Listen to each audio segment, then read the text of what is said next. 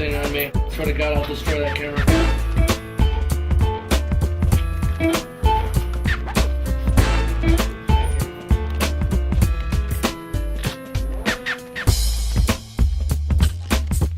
Pre-production on this project, I feel like most of my job happens before we actually start shooting. Once we start shooting and I have no major fires to put out, then I've done my job.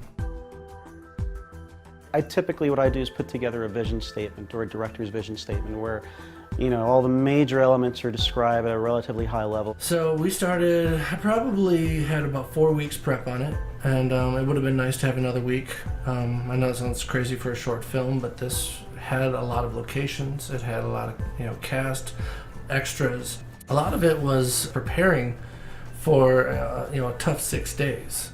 We shot for Afghanistan, we shot for Mexico, we shot for the Arizona suburbs, so those are vastly diverse geographic areas, and from a production design perspective, you sort of like have to try to contain the cost and contain location moves. So we started looking around what we had locally here.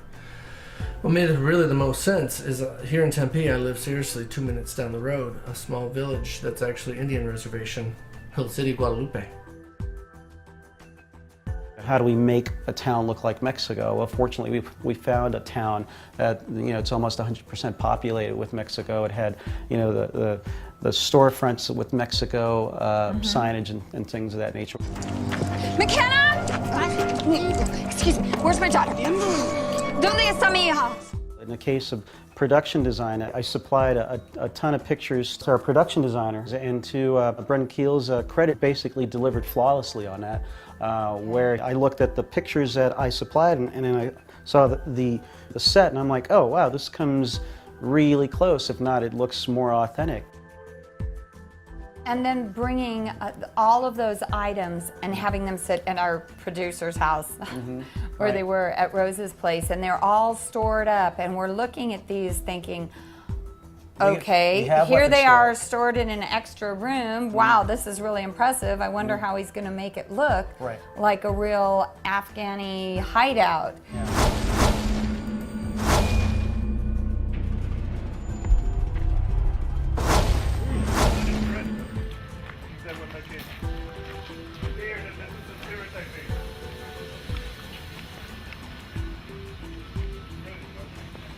So Miguel, you're talking about positioning a fan out here to keep the smoke. I think so. Right now the smoke is going this way.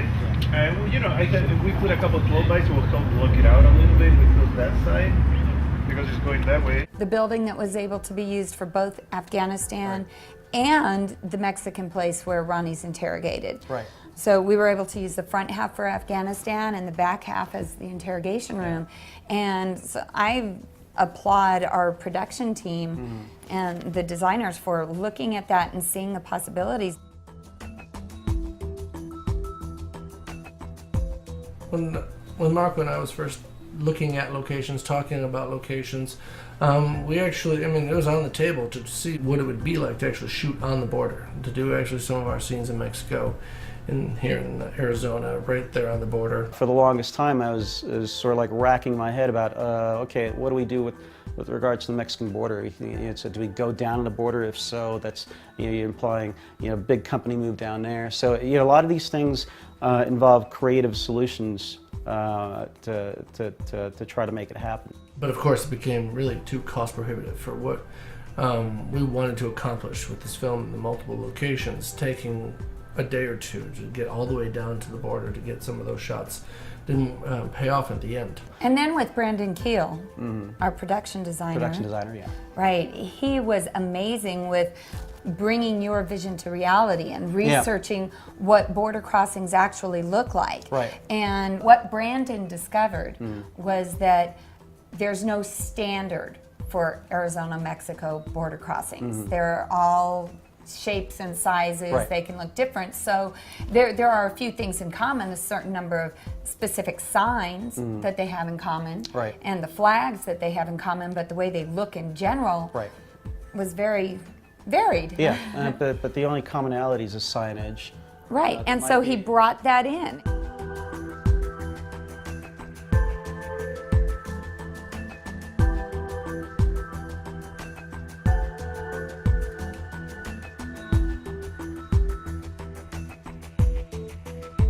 first conversation about locations, immediately I was like, oh, we really got to go to Guadalupe. They got this amazing car wash. I remember, Marco, when you were, the day you were doing location scouting and you found that particular location. Right. And you emailed me a picture. And Yeah. he goes, this is going to be our border crossing. I'm Yeah. looking at a drive-through car wash with, the kind with four The stalls, yeah. And you'd spray and I'm going, okay. Yeah.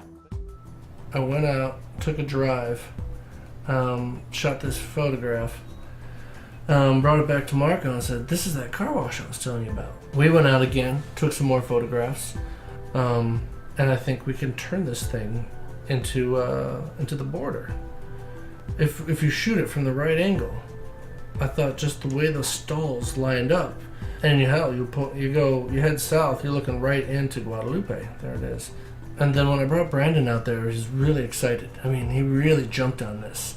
Totally took it to the next level. I mean, he did a lot of things that I didn't even think about to really make this an authentic location. And he made it look so good. It even got a rise out of the locals. That became sort of like the centerpiece of this movie. And at the car wash, we converted into a Mexican border. And I challenge anyone looking at the movie to sort of like look at that and say that that's a car wash. When are you gonna come home, Ronnie? You're vacant. You're blank. You don't exist. What's your business in Mexico? We're going to the U.S. consulate.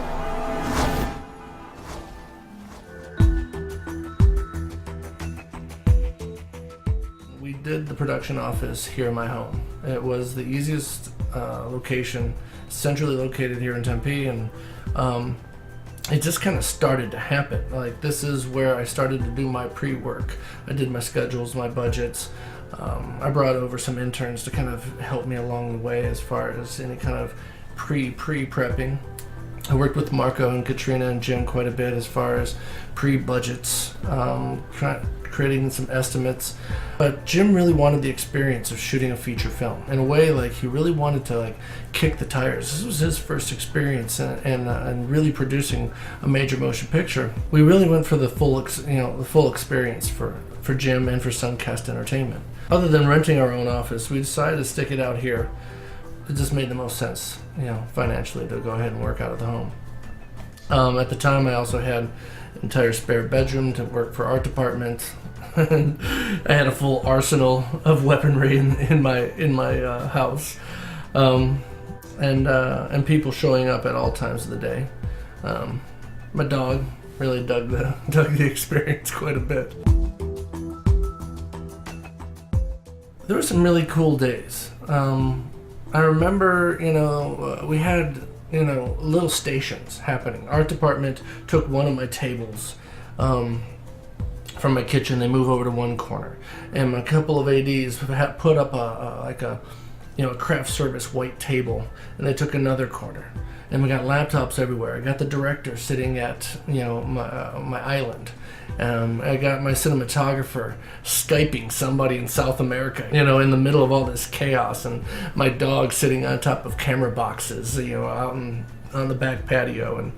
And my office was actually right here where I'm sitting right now, and we had 5 people working around a table, and it was awesome. It was amazing to see how much life we had in this home, and my neighbors never complained. It must have looked like a circus out there.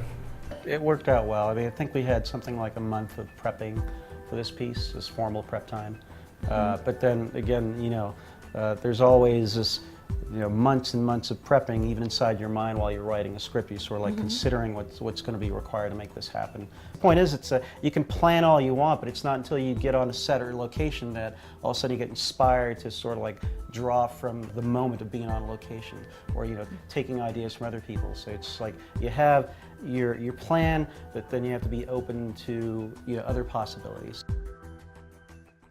Looks like we're gonna have to do. This is what you tell me you're gonna have to do. Well, that's where it might be easier because again, we'd have to look and see if we. I mean, but it just throws shit into a frame. Yeah. If you were doing like that and something I like think it'll that. look fine, especially if you're It's gonna basically be opening up with that before they come. And the smoke, Right, yeah. Just look at Whoa, dude, Maybe not with that hard. Hey, tell Katrina to get the air compressor. She had a free one. I have the air compressor, I think. okay. It's just the No, I want the air compressor for like if she comes close to cameras, like a key. Oh, okay. Like Katrina was like, oh, you get me back. I use it on a movie, worked really nicely. Okay, let's get out of here.